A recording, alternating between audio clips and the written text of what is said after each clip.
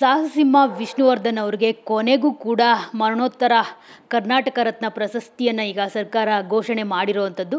So ಇಡೀ ಕನ್ನಡ ಚಿತ್ರರಂಗದ ಕಲಾವಿದರು ಈ ಕ್ಷಣಕ್ಕಾಗಿ ಕಾಯ್ತಾ ಇದ್ರು. ಎಲ್ಲರೂ ಕೂಡ ಅವ್ರಿಗೆ ಬರಲೇಬೇಕು ಅಂತ ಕೂಡ ಸರ್ಕಾರಕ್ಕೆ ಮನವಿಯನ್ನು ಸಲ್ಲಿಸ್ತಾ ಇದ್ರು.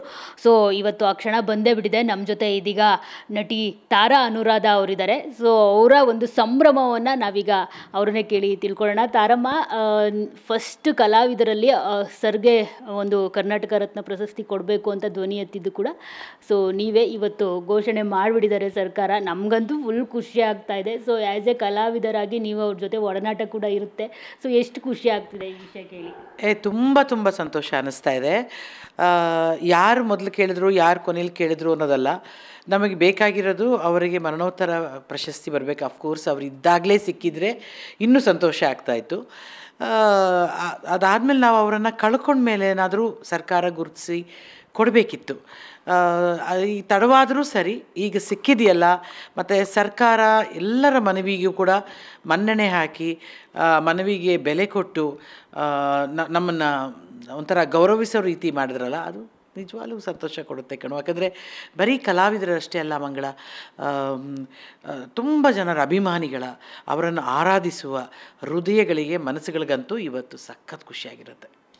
ಅಮ್ಮ, ಇದು ಅವರು ನೀವು ಹೇಳ್ದಾಗೆ ಅವ್ರು ಇದ್ದಾಗಲೇ ಕೊಡಬೇಕಾಗಿತ್ತು ಅಂತ ಅನ್ಸುತ್ತೆ ಅಲ್ವಾ? ಎಷ್ಟು ಖುಷಿ ಪಟ್ಟಿರ್ತಿದ್ರು. ಯಾಕಂದರೆ ಅವರ ಡೆಡಿಕೇಶನ್ ಕನ್ನಡ ಚಿತ್ರರಂಗಕ್ಕೆ ಅವ್ರ ಸೇವೆ ಅಷ್ಟಿದೆ.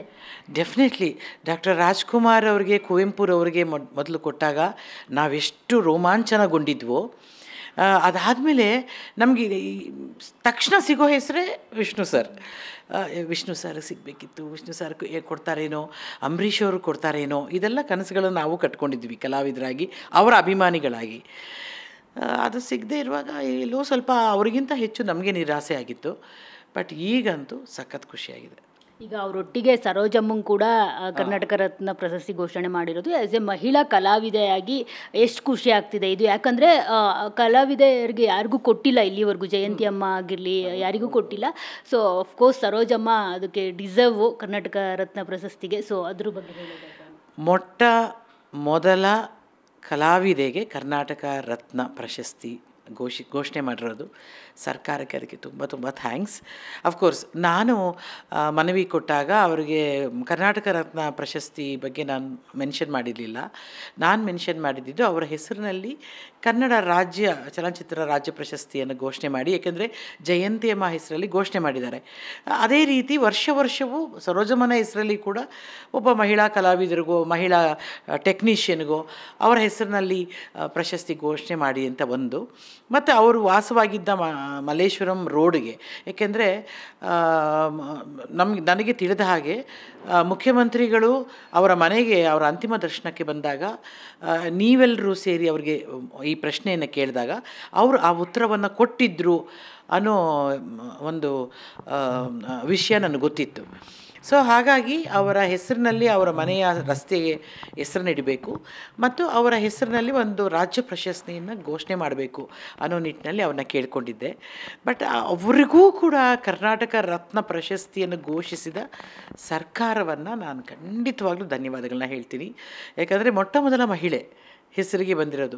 ನಾನು ಅದೇ ಅಂದ್ಕೊಳ್ತಿದ್ದೆ, ಅಯ್ಯೋ ಅಮ್ಮ ಇದ್ದಿದ್ದರೆ ಆ ಖುಷಿ, ಆ ಸಂತೋಷ, ನಮ್ಮನ್ನೆಲ್ಲ ಒಟ್ಟಿಗೆ ಕರೆಯೋದು, ಊಟ ಮಾಡೋದು, ಆ ಸಂಭ್ರಮ, ಅದು ಎಷ್ಟು ಚೆನ್ನಾಗಿರ್ತಿತ್ತು ಅಂತ ಅನ್ನಿಸ್ತು. ಈಗಲಾದರೂ ಸಿಕ್ಕಿದೆಯಲ್ಲ, ಅದ್ರ ಬಗ್ಗೆ ಸಂತೋಷ ಇದೆ. ಅಮ್ಮ, ಈಗ ವಿಷ್ಣು ಸರ್ ಜೊತೆಗೆ ನಿಮ್ಮ ಒಡನಾಟದ ಬಗ್ಗೆ ಹಂಚಿಕೊಳ್ಳೋದಾದರೆ, ಆ ನೆನಪುಗಳನ್ನು ಮೆಲುಕು ಹಾಕೋದಾದರೆ? ಅಯ್ಯೋ, ವಿಷ್ಣು ಸರ್ ಜೊತೆ ಎಲ್ಲ ಥರದ ಪಾತ್ರಗಳನ್ನು ಮಾಡಿಬಿಟ್ಟಿದ್ದೀನಿ ಮಂಗಳ. ಅದು ಹೀರೋಯಿನ್ ಆಗಿರ್ಬೋದು, ತಂಗಿ ಆಗಿರ್ಬೋದು, ಮಗಳಾಗಿರ್ಬೋದು, ಸೊಸೆ ಆಗಿರ್ಬೋದು, ಈ ರೀತಿ ಎಲ್ಲ ಪಾತ್ರಗಳನ್ನು ಮಾಡಿಬಿಟ್ಟಿದ್ದೀನಿ. ಎಲ್ಲ ಪಾತ್ರಗಳಲ್ಲಿ ಅವರು ವೈವಿಧ್ಯಮದ ಪಾತ್ರಗಳನ್ನು ಅವರು ನನಗೆ ಅಪ್ಪನಾಗಿ, ನನಗೆ ಅಣ್ಣನಾಗಿ, ಗಂಡನಾಗಿ, ಮತ್ತು ಈ ರೀತಿಯ ಎಲ್ಲ ಪಾತ್ರಗಳನ್ನು ಅವರು ನನ್ನ ಜೊತೆ ಅಭಿನಯಿಸೋದಿದೆಯಲ್ಲ. ಮತ್ತು ಒಬ್ಬ ಕಲಾವಿದ ಒಪ್ಕೊಳ್ಳೋದಿದೆಯಲ್ಲ. ಯಾಕಂತಂದರೆ ಒಂದು ಸಿನಿಮಾದಲ್ಲಿ ಹೀರೋಯಿನ್ ಆಗಿತ್ತು, ಯಾಕ್ರಿ ಅವಳು ತಂಗಿ ಪಾತ್ರ ನನಗೆ ಅಂತ ಹೇಳ್ಬೋದು. ಯಾಕಂದರೆ ಆಕೆ ಹೀರೋಗಳು ಹೇಳಿದ್ರೆ ಕೇಳ್ತಾರೆ, ನಿರ್ಮಾಪಕರ ನಿರ್ದೇಶಕರಾಗಲಿ. ಆದರೆ ಅವ್ರು ಯಾವತ್ತೂ ಹಂಗೆ ಹೇಳಿಲ್ಲ. ಆ ಪಿಕ್ಚರಲ್ಲಿ ತಂಗಿ ಪಾತ್ರ ಮಾಡಿದ್ದೀನಿ, ಇನ್ನೊಂದು ಪಿಕ್ಚರಲ್ಲಿ ಹೆಂಡತಿ ಪಾತ್ರ ಮಾಡ್ತೀನಿ, ಇನ್ನೊಂದು ಪಿಕ್ಚರಲ್ಲಿ ಮಗಳಾಗಿ ಪಾತ್ರ ಮಾಡ್ತೀನಿ, ಇನ್ನೊಂದು ಪಿಕ್ಚರಲ್ಲಿ ಸೊಸೆಯಾಗಿ ಪಾತ್ರ ಮಾಡ್ತೀನಿ. ಅದನ್ನು ಅವ್ರು ಒಪ್ಕೊಳ್ಳೋದಿದೆಯಲ್ಲ, ಅದು ಕೂಡ ದೊಡ್ಡತನ ಅವ್ರದ್ದು. ಅಲ್ವಾ? ನನಗೀಗ ಅನಿಸುತ್ತೆ ಈಗ, ಅರೆ ರೇ ಇವ್ರು ಹೆಂಗೆ ಒಪ್ಕೊಂಡ್ರು ನನಗೆ ಇವಾಗ ನನಗೆ ಖುಷಿ, ಯಾವ ಪಾತ್ರ ಸಿಕ್ಕಿದ್ರು ಖುಷಿ. ಬಿಕಾಸ್ ನಾನೆಲ್ಲ ಮಾಡ್ತಾ ಇದ್ದಿದ್ದೆ ಸಣ್ಣ ಪುಟ್ಟ ಪಾತ್ರಗಳು. ಹೀರೋಯಿನ್ ಸಿಕ್ಕಿದ್ರೆ ಇನ್ನೊಂದು ಎರಡರಷ್ಟು ಖುಷಿ. ತಂಗಿ ಪಾತ್ರ ಸಿಕ್ಕಿದ್ರು ಓಕೆ, ಇದು ಸೊಸೆ ಪಾತ್ರ ಸಿಕ್ಕಿದ್ರು ಆಕೆ ಮಗಳು ಆಕೆ ಆ ಥರ ನನಗೆಲ್ಲ ರೀತಿಯ ಪಾತ್ರಗಳನ್ನು ಅವರು ಕೂಡ ನಿಭಾಯಿಸಿದ್ದು ನನ್ನ ಜೊತೆ. ಮತ್ತು ಅವರ ಜೊತೆ ಕಳೆದ ಒಂದೊಂದು ಕ್ಷಣವೂ ಕೂಡ ಅವಿಸ್ಮರಣೀಯ. ಅಂದರೆ ಅವರು ಬರ್ತಾ ಬರ್ತಾ ಬರ್ತಾ ಆಧ್ಯಾತ್ಮಕ್ಕೆ ಅವರು ತನ್ನ ತಾನೇ ಹೋಗಿದ್ದು, ಮತ್ತು ಆಧ್ಯಾತ್ಮಿಕ ಹೋದ್ಮೇಲೆ ನಮ್ಮನ್ನೆಲ್ಲ ಆ ಸೆಳೆತಕ್ಕೆ ಒಳಗೊಳಿಸಿದ್ದು, ಭಕ್ತಿಯ ಸೆಲೆಯಲ್ಲಿ ನಮ್ಮನ್ನು ಕೂಡ ಅವರು ತೇಲಿಸಿದ್ದು, ಮತ್ತು ದೇವರ ಬಗ್ಗೆ, ಸ್ತೋತ್ರಗಳ ಬಗ್ಗೆ ಇದೆಲ್ಲವೂ ಅವ್ರು ಮಾತಾಡ್ತಾ ಇದ್ದಿದ್ದು ಅದೊಂಥರ ನಮಗೆ ಮರೆಯೋಕ್ಕೆ ಸಾಧ್ಯನೇ ಇಲ್ಲ. ಅವ್ರ ಮನೇಲಿ ಏನೇ ಒಂದು ಮಂಗಳ ಕಾರ್ಯಗಳಾಗಿದ್ದರೆ, ಅದು ಪೂಜೆಗಳು, ಹವನಗಳು, ಹೋಮಗಳು ಇದೆಲ್ಲ ನಡೀತಾ ಇದ್ದಾಗಲೂ ನಮ್ಮನ್ನೆಲ್ಲ ಅದನ್ನು ಭಾಗಿಯಾಗಿ ಕರಿತಾ ಇದ್ದಿದೆಯಲ್ಲ, ಅದನ್ನೆಲ್ಲ ಮರೆಯೋಕ್ಕೆ ಸಾಧ್ಯನೇ ಇಲ್ಲ.